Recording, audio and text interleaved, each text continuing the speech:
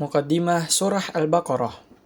Surah Al-Baqarah yang terdiri dari 286 ayat ini turun di Madinah yang sebagian besar diturunkan pada permulaan tahun Hijriah, kecuali ayat 281 yang diturunkan di Mina pada Haji Wada atau haji terakhir Nabi Muhammad SAW. Seluruh ayat dari surah Al-Baqarah termasuk golongan Madaniyah, merupakan surah yang terpanjang di antara surah-surah Al-Quran yang di dalamnya juga terdapat ayat yang terpanjang, yaitu ayat 282. Surah ini dinamakan Al-Baqarah karena di dalamnya disebutkan kisah penyembelihan sapi betina yang diperintahkan Allah kepada Bani Israel, yang mana pada surah ini terletak pada ayat 67 sampai dengan 74, di mana di situ juga dijelaskan watak orang Yahudi pada umumnya. Dinamakan juga Fustatul Quran atau puncak Al-Quran karena memuat beberapa hukum yang tidak disebutkan dalam surah yang lain. Dinamakan juga surah Alif Lam Mim karena surah ini dimulai dengan Alif Lam Mim.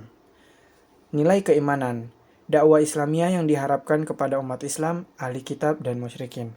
Hukum-hukum yang terkandung pada surah ini. Yang pertama ada perintah mengerjakan sholat pada ayat 43, 45, 110, 153, dan 238.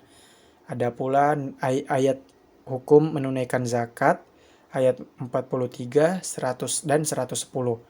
Hukum puasa, ayat 183 sampai 187. Hukum haji dan umrah, ayat 196 sampai 203.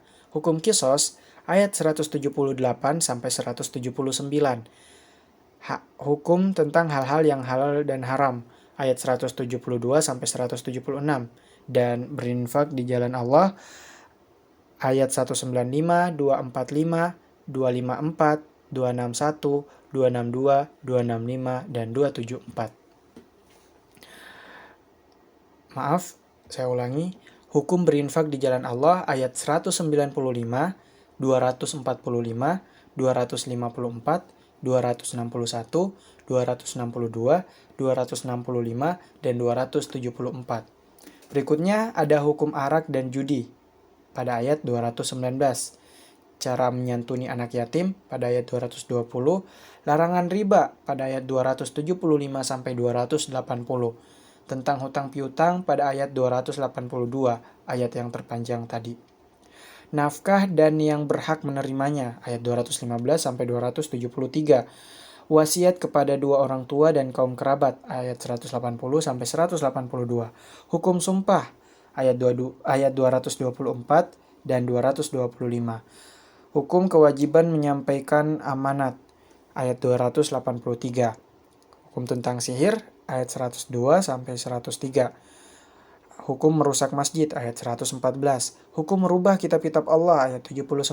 Hukum haid 222 dan 223.